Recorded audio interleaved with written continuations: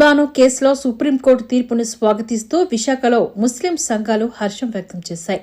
బిల్కిస్ బానో కేసులోని దోషులను తప్పించేందుకు గాను బీజేపీ ప్రభుత్వం ఎన్ని విధాలుగా కృషి చేసినా కూడా దేశ అత్యున్నత న్యాయస్థానం సముచితమైన తీర్పునిచ్చి ప్రజాస్వామ్యాన్ని బతికించింది అంటూ ముస్లింలు తెలిపారు. సుప్రీం తీర్పును స్వాగతిస్తూ జీవీఎంసీ గాంధీ విగ్రహం ఎదుట ముస్లిం సంఘాలు హర్షం వ్యక్తం చేశాయి. మీడియా మిత్రులకి నమస్కారం.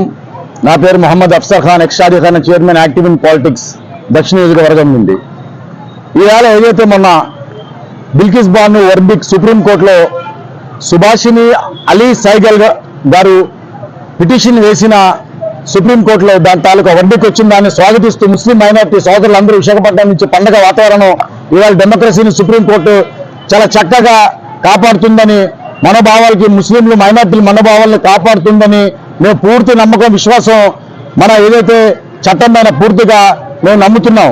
అదేవిధంగా మన ఏదైతే ఆగస్ట్ 15 నాడు ఈ మోడీ ప్రభుత్వం మైనారిటీల్ని, మహిళల్ని, ముఖ్యంగా మహిళల్ని టార్గెట్ చేస్తూ మేము అన్ని హక్కులు కూడా కాపాడుతున్నాం, మహిళలు అండగా ఉంటామని చెప్పేసి ఒక వాగ్దానం చేసిన మరియు కొద్ది గంటల్లో సమయంలోనే మహిళలకి కాలరాస్తూ హక్కుల్ని, రేపిస్టుల్ని, మర్డర్లు చేసిన వాళ్ళని, ఏదైతే వాళ్ళు యావజ్జీవిత కారాగార శిక్ష అనుభవిస్తున్న కఠిన నేరస్తుల్ని విడుదల చేయడం జరిగిందో హర్షధ్వానాలతో వాళ్ళు స్వాగతం చేశారు.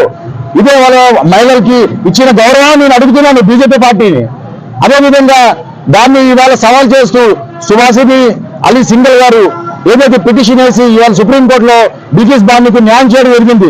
ఈ అందరూ మీడియాలకి, ప్రజలకు అందరికీ భారతదేశంలో తెలుసు ఏ విధంగా అయితే 2002లో గోత్ర అల్లర్లో బిల్కిస్ బానో కుటుంబం తలదాచుకున్న అగ్రికల్చరింగ్ ఫార్మ్ ల్యాండ్స్ లోని తలదాచుకున్నప్పుడు కూడా 11 మంది నిందులు శిక్షించబడ్డారు, యావజ్జీవిత కారాగార శిక్షణ. వాళ్ళు 7గురిని కుటుంబం, బిల్కిస్ బానో కుటుంబాన్ని, వాళ్ళ తల్లిని బిల్కిస్ బానోతో సైతం రేప్ చేసి 3 సంవత్సరాల పాపను కూడా చంపేశారు. ఆ సమయంలో బిల్కిస్ బానో 5 నెలల కడుపుతో గర్భధారణ చేసి ఉన్నది, చనిపోయారని చెప్పేసి వదిలేశారు. లేకపోతే ఈవేళ ఈ 11 మంది కూడా నిందులు శిక్షించబడి ఉండేవారు కాదు. కావున ఈవేళ సుప్రీంకోర్టు మన ఒక డెమోక్రసీ ఇంకా బతుకుందని భారతదేశంలో నిరూపించారు. మా ముస్లింలందరూ కూడా, మైనార్టీ సోదరులందరూ కూడా మేము కూడా చాలా ఆనందం వ్యక్తపరుస్తూ ఈ యొక్క వర్డిక్ట్ని స్వాగతిస్తూ చాలా ఆనందం వ్యక్తపరుచున్నాం. నమస్కారం.